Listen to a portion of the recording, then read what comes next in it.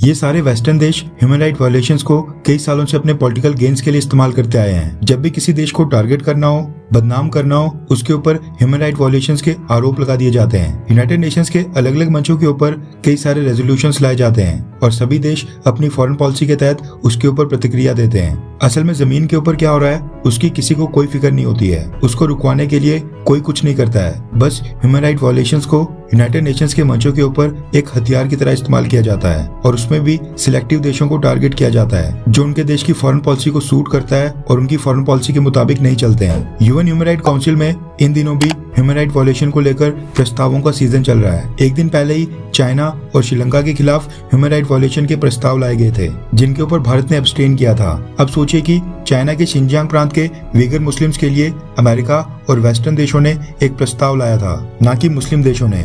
और जब ये प्रस्ताव लाया गया तो चाइना के सपोर्ट में और कोई नहीं बल्कि सारे के सारे मुस्लिम देश ही खड़े हो गए और चाइना के लिए गवाही देने लगे कि शिनजियांग प्रांत में वहाँ पर मुस्लिम्स के खिलाफ कुछ भी नहीं हो रहा है और सब कुछ ठीक है। रशिया यूक्रेन युद्ध भी पिछले 8 महीनों से जारी है। ऐसे में रशिया के खिलाफ कोई प्रस्ताव नहीं लाया जाता, ऐसे कैसे हो सकता था। और पिछले कल भी यूएन ह्यूमन राइट काउंसिल में यही हुआ और भारत ने भी वही किया जो अमेरिका से लेकर ब्रिटेन, जर्मनी, फ्रांस, चाइना हर एक देश करता है। वो था अपने खुद के हितों को सबसे ऊपर रखते हुए वोट करना। रेफरेंस के लिए आपकी स्क्रीन के ऊपर द इकोनॉमिक टाइम्स के आर्टिकल का स्क्रीनशॉट है जिसके मुताबिक भारत और ब्राजील ने रशिया के ऊपर हुई वोटिंग में एक बार फिर से एब्सटेन किया है। कई सारे यूरोपियन देश यूक्रेन युद्ध शुरू होने के बाद से ही रशिया के ऊपर ह्यूमन राइट वायलेशंस का आरोप लगाते आए हैं, जिसके चलते उन्होंने रशिया के ह्यूमन राइट रिकॉर्ड्स और वायलेशंस की जांच करवाने के लिए एक इंडिपेंडेंट एक्सपर्ट की नियुक्ति से संबंधित रेजोल्यूशन को यूएन ह्यूमन राइट काउंसिल में लाया था। रेजोल्यूशन के पास होने पर यूएन ह्यूमन राइट काउंसिल में एक इंडिपेंडेंट एक्सपर्ट की अपॉइंटमेंट होगी जिसकी जिम्मेदारी होगी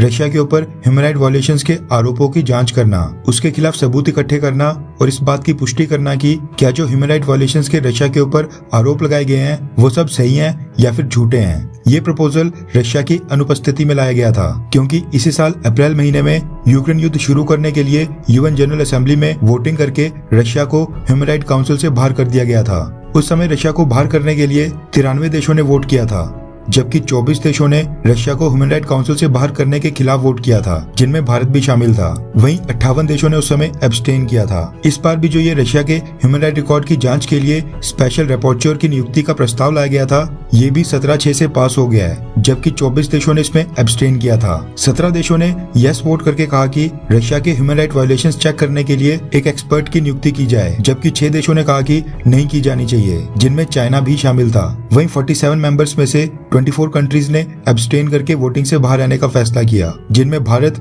और ब्राजील शामिल थे। ये प्रस्ताव पास हो गया है और अब रशिया के ह्यूमन राइट रिकॉर्ड्स की जांच भी होगी। रशिया की तो चलो जांच हो जाएगी, लेकिन कायदे से यूक्रेन की फोर्सेस की भी जांच होनी चाहिए क्योंकि जो यूक्रेन का लुहांस्क और दोनेत्स्क रीजन है जहां पर अधिकतर प्रो रशियन रशिया का साथ देने वाली आबादी है, वहां पर कई ऐसे सबूत मिले हैं जिनसे साफ स्पष्ट होता है कि यूक्रेन भी उस रीजन में ह्यूमन राइट वायलेशंस कर रहा है। लेकिन रशिया को तो यूएन ह्यूमन राइट काउंसिल से निकाल दिया गया है। रशिया के खिलाफ सेंटीमेंट्स इस समय पीक पर हैं। ऐसे में यूक्रेन के खिलाफ कोई भी देश रेजोल्यूशन लाएगा नहीं और जो यूक्रेन की तरफ से दोनेत्स्क और लुहांस्क रीजन में ह्यूमन राइट वायलेशंस हो रही हैं उसके ऊपर कभी बात नहीं होगी। खैर, क्या आपको लगता है कि भारत यूनाइटेड नेशंस के मंचों के ऊपर वोटिंग के दौरान एब्सटेन रहकर बिल्कुल सही कर रहा है? हाँ या फिर ना? नीचे कमेंट करके अपनी राय जरूर बताएं।